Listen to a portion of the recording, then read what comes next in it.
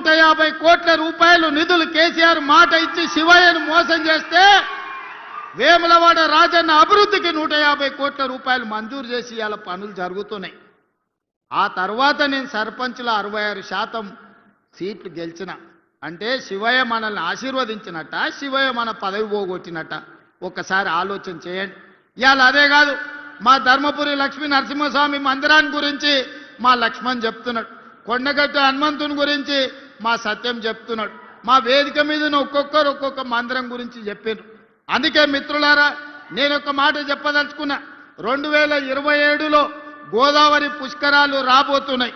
ఈ గోదావరి పుష్కరాల కోసం ఆదిలాబాదు బాసర నుంచి ఖమ్మం జిల్లా భద్రాచలం వరకు ఎన్ని టెంపుల్స్ ఉన్నాయో, ఎన్ని గుడులు ఉన్నాయో, చిన్న కాళేశ్వరం నుంచి మొదలు పెడితే మంతంలో ఉండే టెంపుల్స్ నుంచి ప్రతి మందిరానికి పూర్తి స్థాయిలో ప్రణాళిక చేసి వీటికి అవసరమైతే 4-5 వేల కోట్ల రూపాయలు ఖర్చైనా ఈ మందిరాలన్నిటిని అభివృద్ధి చేసే బాధ్యత నేను తీసుకుంటా. చంద్రశేఖరరావు లాగా మాటిచ్చి మోసం చేసుడు, జీవోలు ఇచ్చి రూపాయి ఇదల్చకపోవడం లాంటి పనులు చెయ్యను. అన్నిటికీ అంచనాలను చేపిస్తా.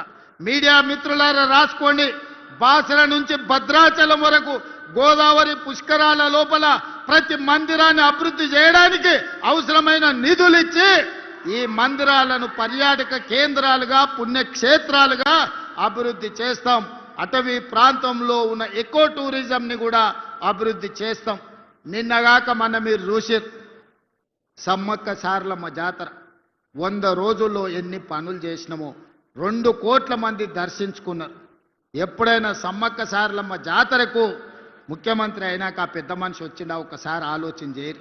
ఇంటికి పోయి మా సురేఖమ్మ, మా సీతక్క పోయి ఆహ్వాన పత్రిక ఇచ్చింది.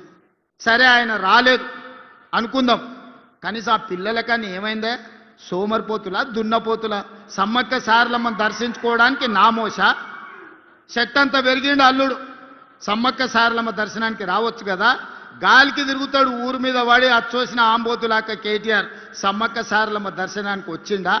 అంటే వేములవాడ రాజన్న అయినా సరే, సమ్మక్క సారలమ్మ అయినా సరే, ఇవన్నీ పేదోళ్ళ దేవుళ్ళు. పేదోళ్ళ దేవుళ్ళని దర్శనం చేసుకుంటే అదో నామోష అనుకొని మన దగ్గరకు వస్తలేరు. అందుకే ఇవాళ పేదలు గొలుచుకునే దేవుళ్ళు ఏవైతున్నాయో పేదల కోసం ఈ దేవుళ్ళను అభివృద్ధి చేసే బాధ్యత మన ప్రభుత్వం తీసుకుంటుంది.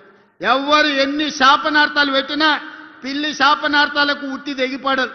ఉట్టి మీద పాలుంటే పిల్లి కింద కూర్చొని శాపనార్థాలు పెడతాంటే ఆ ఉట్టి తెగిపడిపోను, ఆ కుండ వలిగిపోను అని. అట్లనే ఇవాళ బీఆర్ఎస్ వాళ్ళు పిల్లి శాపనార్థాలు పెడుతురు, ఈ ప్రభుత్వం పడిపోతుంది, రేవంత్ రెడ్డి అయిపోతాడని. ఎక్కడికి పోని 8 ఏళ్ళు ఉంటుంది మా ప్రభుత్వం.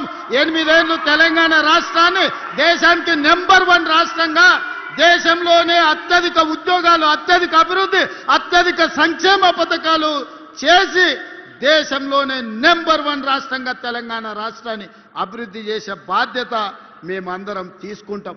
అదేవిధంగా కరీంనగర్లో పెద్ద సమస్య డంప్ యార్డ్ నాకు తెలుసు. అందుకే కరీంనగర్కి ఈనాడు ఔటర్ రింగ్ రోడ్డు లేదు. హైదరాబాద్ అభివృద్ధి చెందడానికి ప్రధానమైన కారణం ఔటర్ రింగ్ రోడ్డు, అంతర్జాతీయ ఎయిర్పోర్ట్.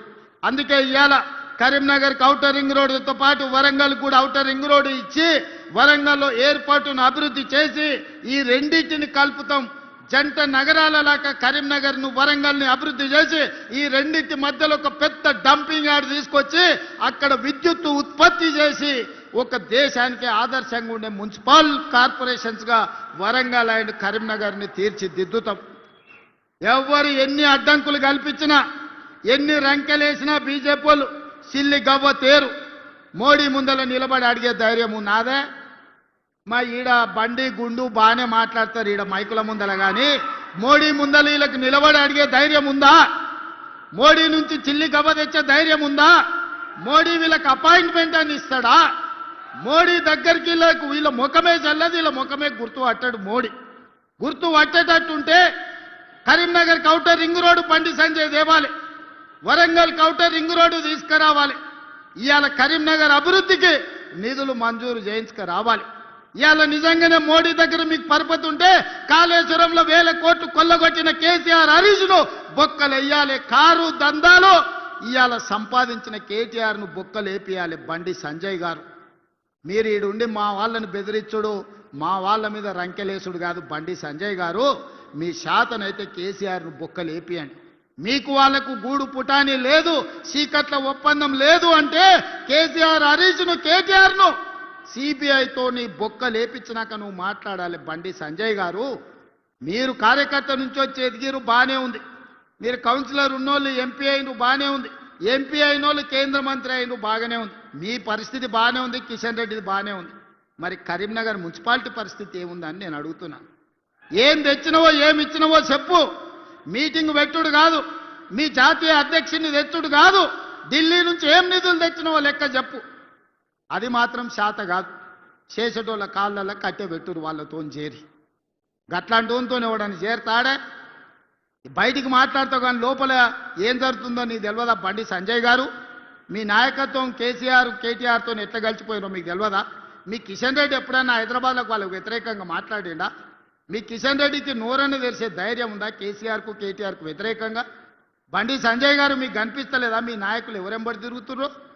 అందుకే మిత్రులారా, ఇవాళ తెలంగాణ రాష్ట్రాన్ని అభివృద్ధి చేసుకోవాలన్నా, తెలంగాణ రాష్ట్రంలో మున్సిపాలిటీలకు నిధులు ఇవ్వాలన్నా ఇవాళ కాంగ్రెస్ పార్టీతోనే సాధ్యమవుతుంది.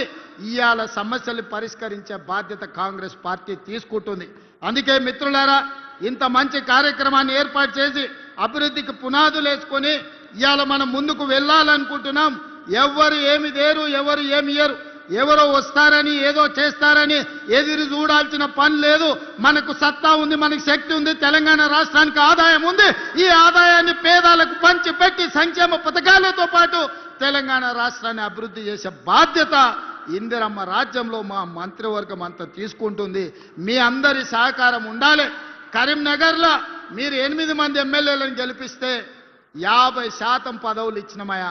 3 మంత్రులు ఇచ్చినాం, 1 విప్ ఇచ్చినాం. ఇంతకంటే ఎక్కువ పార్టీ ఏమిస్తుంది మీరు చెప్పుర్రి? 8 మంది ఎమ్మెల్యేలను మీరు గెలిపిస్తే 3 మంత్రులు అయిన, 1 విప్ వచ్చిండు, 4 పదవులు ఇచ్చినాం. 2 ఎమ్మెల్యేలు జిల్లా పార్టీ ప్రెసిడెంట్లు అయ్యారు. మీరు ఎంత గెలిపిస్తే అంత మీకు సేవ చేసే అవకాశం పార్టీ తీసుకుంటుంది. పిండిని బట్టి రొట్టి ఉంటుంది, మా అక్కలకు బాగా తెలుసు. మీరు మా గడ్డి గాడిదకేసి మీరు ఆవు దగ్గర పాలు విండాలంటే కుదరదు. మీరు ఆ గాడిదలకు ఓటేసిందంటే వాళ్ళు చేసేది ఏం లేదు. దయచేసి మంచోళ్ళని ఎన్నుకోండి, కౌన్సిలర్లుగా, కార్పొరేటర్లుగా, మంత్రులతో కలిసి పనిచేసేటోళ్ళని ఎన్నుకోండి, మీ సమస్యల్ని తెలిసిన వాళ్ళని ఎన్నుకోండి, మీతోని మర్యాదగా ఉండేటోళ్ళని ఎన్నుకోండి. మున్సిపల్ మంత్రిగా మీకు నిధులు ఇచ్చే బాధ్యత నాది. మళ్ళీ కరీంనగర్ మున్సిపల్ కార్పొరేషన్కు వస్తా, కరీంనగర్ కార్పొరేషన్ అభివృద్ధి చేస్తా. ఎట్టి పరిస్థితుల కరీంనగర్ గడ్డ మీద కాంగ్రెస్ పార్టీ జెండా ఎగరా.